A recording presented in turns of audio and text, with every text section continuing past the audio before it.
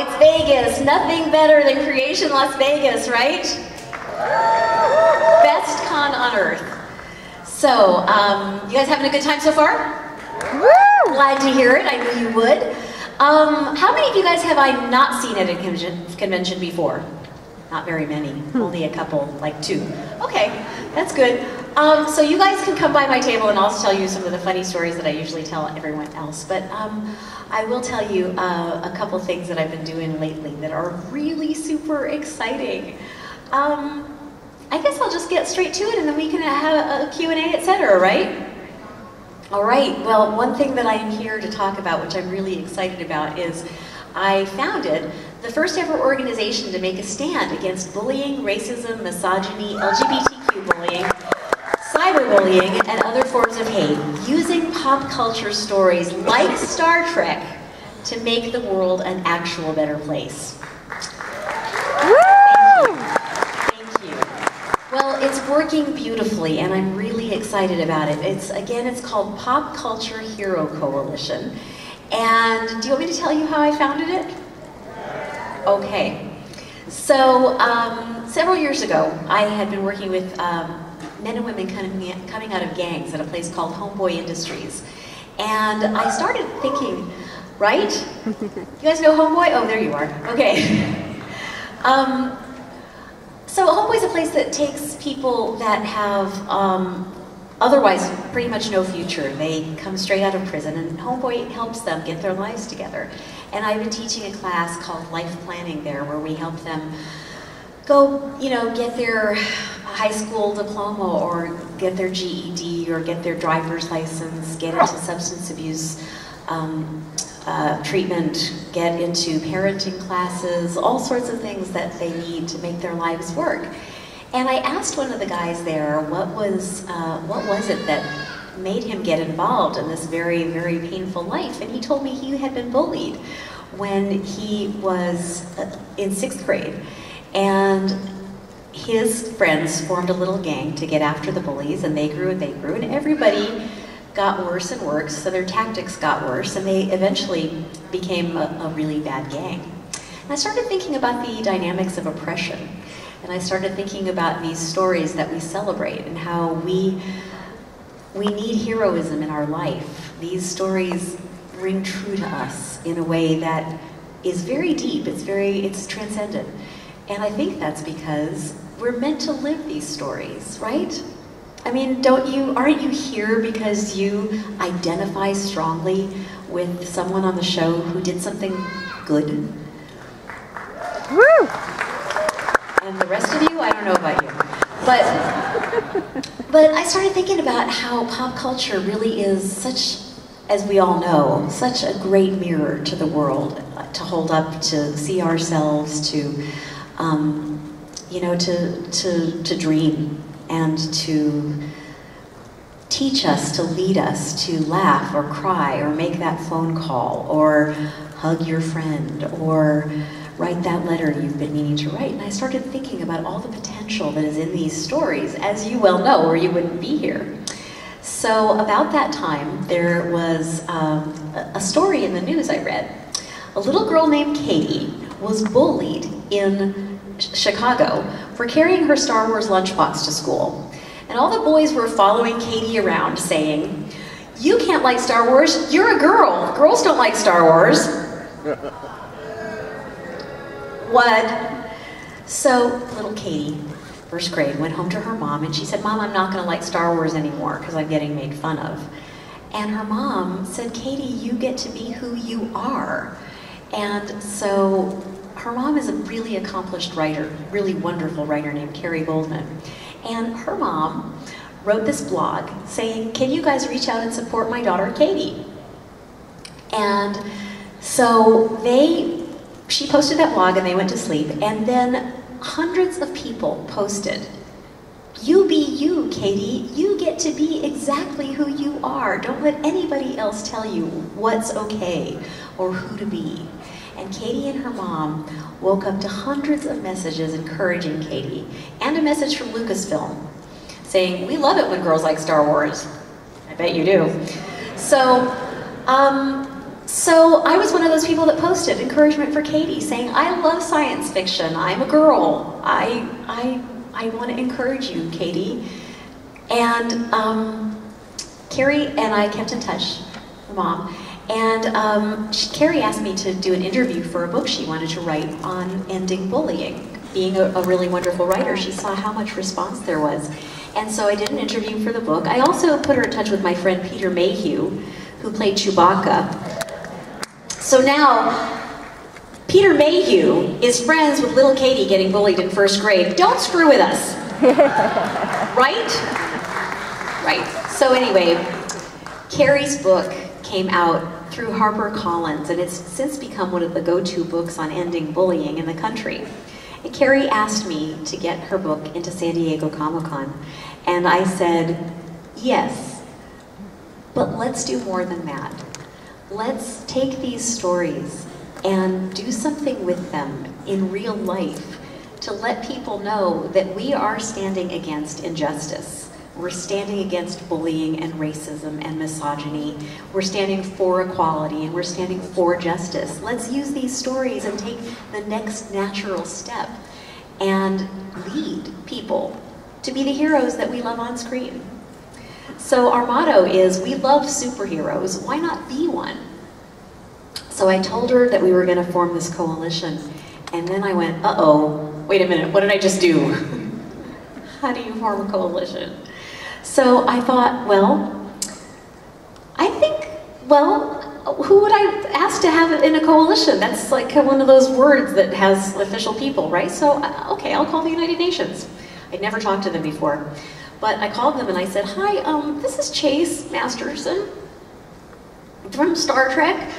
And I'm doing a thing to end bullying at Comic-Con, and you guys end bullying, right? With countries. So, would you like to join us? And they said, oh my gosh, we've always wanted to go to Comic-Con. So our first partners were the United Nations Association, and shortly after that we brought on the Anti-Defamation League and brought them to their first Comic-Cons. We also brought Amnesty International to their first Comic-Con, and Kiva, and Girl Scouts of America, and lots of big organizations that are now helping us form this intersection between pop culture and social justice. And you guys, thank you, and you guys are the exact people that I've been wanting to talk with about this, because that's why we're here, right? Because Jean said that these were stories, that these were morality plays. Don't tell anyone.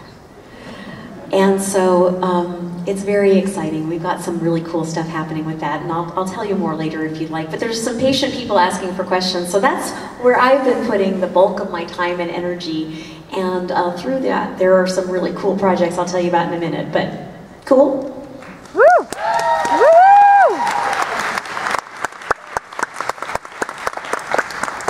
How are you? I'm really nervous. Hi! Well, I wanted to tell you that I wrote to Pop Culture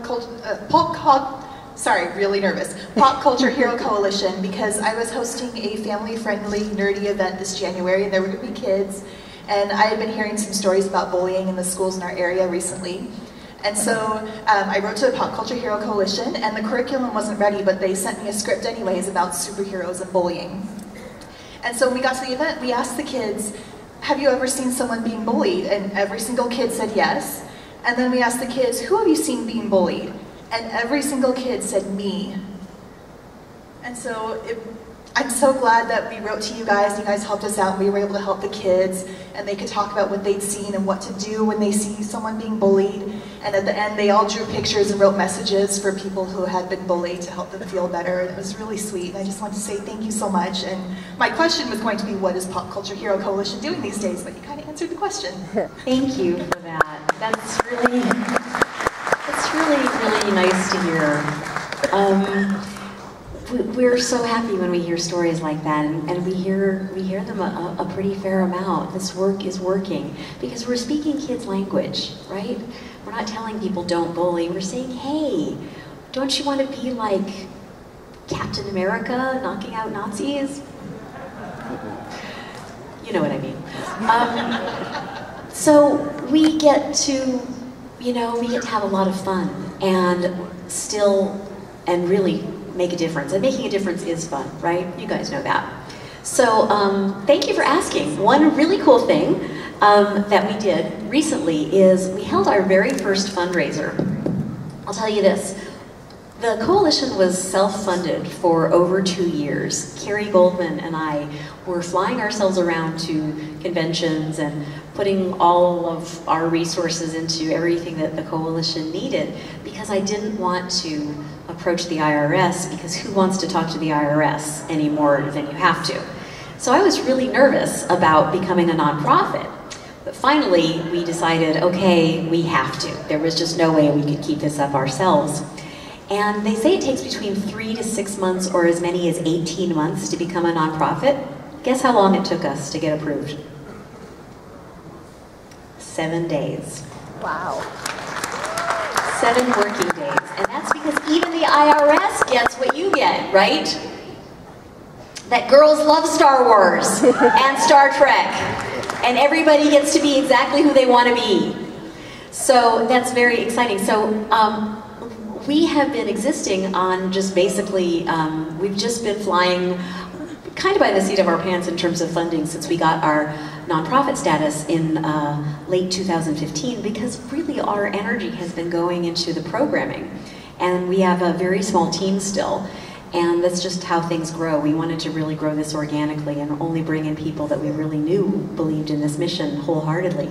So, 3 weeks ago, we did our very first fundraiser, which was a live music benefit. And we had 7 amazing singers, like blow the roof off, incredible singers from Los Angeles. And a couple days after the benefit, I said, well, let's do a CD of that. And everyone was like, what? And I was like, yeah, I can bring it to Vegas.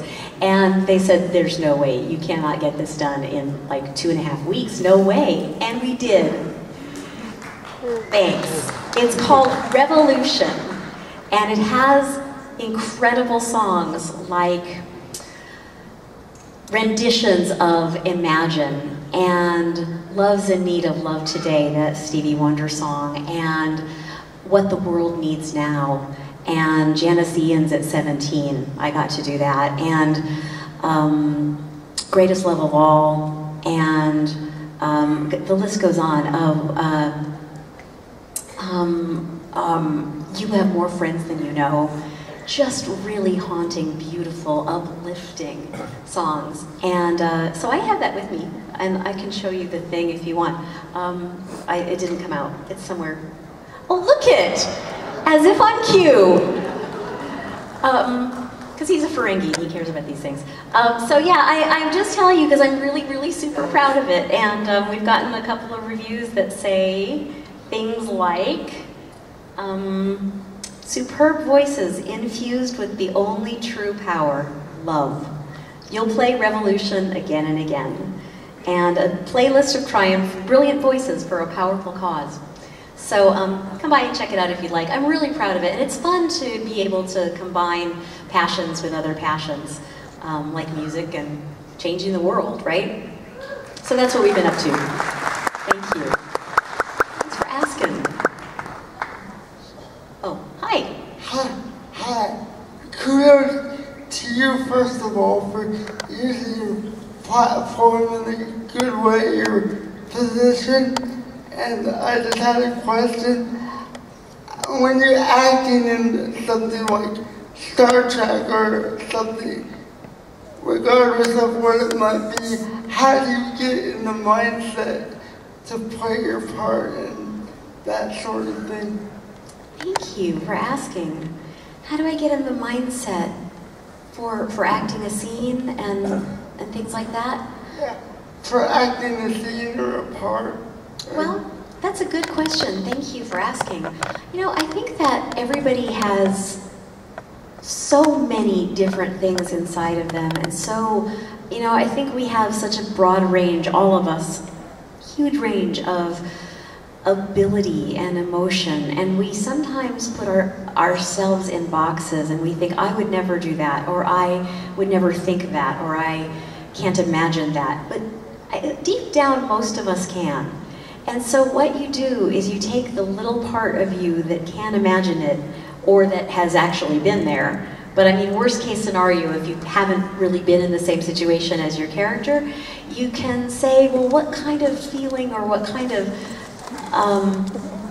thing did I come across in my own life that was relevant to this situation that the character is in, and what did I need at that point in my life, and what did I do to try to get what I needed, or to try to give what someone else needed.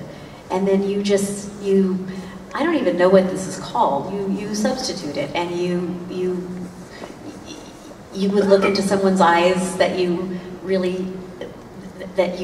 doing the scene with, and you would think of the person that you really love and talk to them that way, or you would say, or you would find something in that person that you really love and play the scene. You're welcome. What's your name? Victor, very nice to meet you. Thank you for that. Thank you. Okay, hi. Hi, Chase. You're looking fabulous, as always, if Oh, you don't heck. mind me saying so. Well, thanks. Anyway, I noticed online that you've got a project going right now, in addition to the other ones you mentioned, for R.U.R.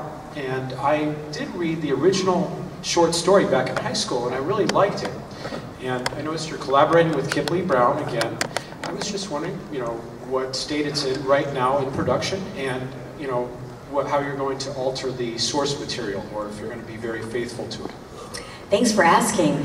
R.U.R. is a really interesting piece of work. It was written in 1918 by a Czechoslovakian writer named Karl Čapek, and he set this play that he wrote. It was a stage play, Peter. He set this play 50 years in the future, which would of course be 1968. And he wrote this, it was actually the first time that the word robot was used to mean a created being, creature. The word robot means worker in Czech. And what he did was, basically he wrote a play about whether workers that were created, that were actually replicants, basically, were they deserving, and would they get to have basic human rights? And it's an incredible analogy, obviously, of how the working class is treated. And it's also it's also the very first time that that concept was ever used in science fiction, basically. So Metropolis and Blade Runner and I, Robot and pretty much every other robot thing, TV or film, was based on R.U.R. and a lot of people don't know that, right? So James Kerwin, who is a fantastic writer-director, he wrote and directed Yesterday Was a Lie, which was a beautiful sci-fi noir shot in classic black and white. Thank you. I love that. Love the film. It was made in 2000. I think it came out in 2009, and it is like I said, a sci-fi noir that discusses the blacks, whites, and grays of human relationships, all the shades that you encounter, and our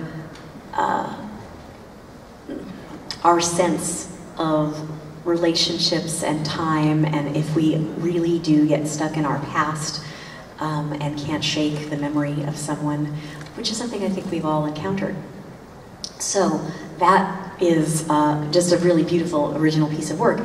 This, R.U.R., is on the other side of that, whereas Yesterday Was a Lie was in black and white. This is in Technicolor, and it's set in 1968, which is a perfect time frame for a civil rights era type of play or film. And the film is in development. I don't know how close it is or isn't to being made. I know they're shopping for producer money. But we did make a trailer, and you can find that at RURfilm masterson.com. And I'm in it. Thank you very much. Thanks. Thanks for asking. Hi. Hi. I'm a second grade teacher, so thank you for all the work that you're doing. We're all in this together with Yes, we are. bullying. It's something we all need to be cognizant of. Yeah. I was wondering if you could tell us about going to the UN for the Wonder Woman ambassador ceremony. Oh boy. Yes, I will. Did you guys hear about Wonder Woman being a global UN ambassador? Well, I put DC Entertainment in touch with the UN for that. I'd worked with the United Nations for about, on another project since 2010. And I knew the Department of Public Information. And someone at DC said to me, who do you know at the UN? And I said, a bunch of people. And they said, would you be able to help us make this happen? And I introduced them and stirred up the first rounds of interest. And unfortunately, that interest was not carried through by UN women, as we know. But I will tell you that I got to, and this has all been kind of very hush-hush, but I can talk about it now. UN women didn't like the idea of Wonder Woman becoming a global UN ambassador because she wasn't a real woman, and that there are so many other real women who are deserving, which is very, very true. But in that room that day at the induction, they brought in an entire room full of 10 to 14-year-old girls, and these girls were sitting there literally crying, saying, I want to be like Wonder Woman. I want to be an ambassador of peace. I want to help the world. And I am powerful. I am strong. And all of those incredible things that, of course, we want and need young girls to say.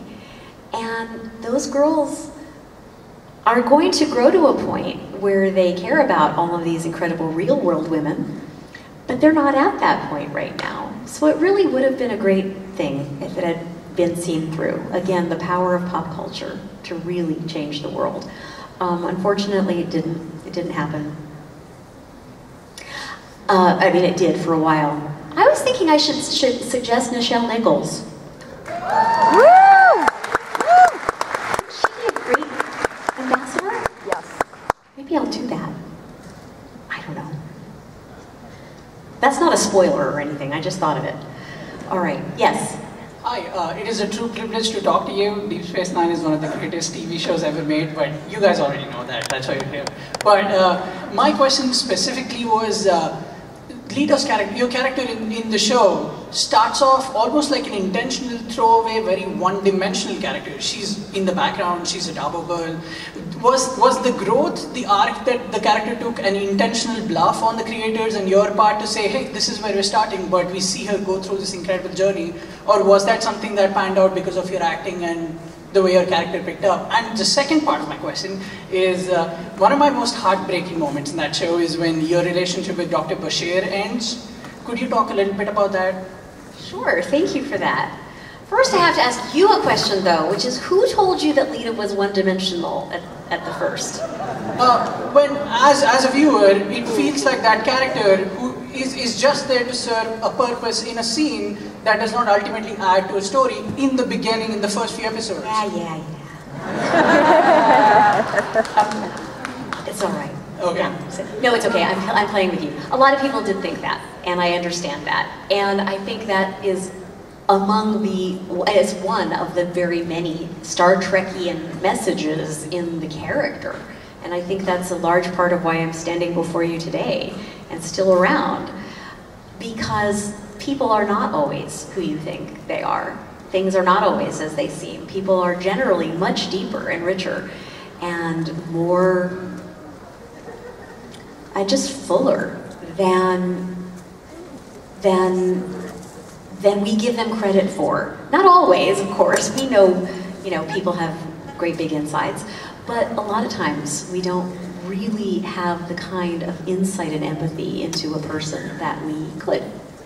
And I think that's one thing that was true about Lita. I thought Lita was really interesting from the top. I mean, she didn't go up to Bashir and say, hey baby, you know, want to play a game of Domjot. She said, I have a thing in my throat. And the rest is history. So I thought she was clever and demure and quiet and not like your general Dabo girl with no clothes on. From that, I appreciated that Lita was compassionate to Ram in the bar association, and that is when Ira and the team decided to let their love grow. And he told me that they started scooching those two together, partly because they wanted Dr. Bashir to be single, because he was the heartthrob. So split us up, and he said he actually went to Max and he said, we're going to give you Lita. What? Okay. So Ira told me in the 5th season, he said, we want to make Lita and Ram the happy couple on television. And he went on to say they really didn't have many, or if any at all. And oftentimes you see that's true, is that couples are in relationships, but they're always fraught with some kind of pain and disease, hardship, whatever it is. I mean, disease, like, there's some sort of addiction, or there's some sort of cheating or something going on that creates the drama. And he wanted to show that people could be interesting or happy and still interesting, which I thought was pretty cool, right? Isn't that kind of what we want? Are you happy and interesting? You look happy and interesting to me. Okay. Thank you. Yes. Oh, wait. Yes. Hey, Chase. I just wanted to know, what is one of the things that working with the kids or talking with some of the kids that you've had to deal with, like maybe the group of girls, what is one of the things that surprised you the most in doing the Pop Hero Coalition and some of the responses from the kids? What surprised you? Oh boy.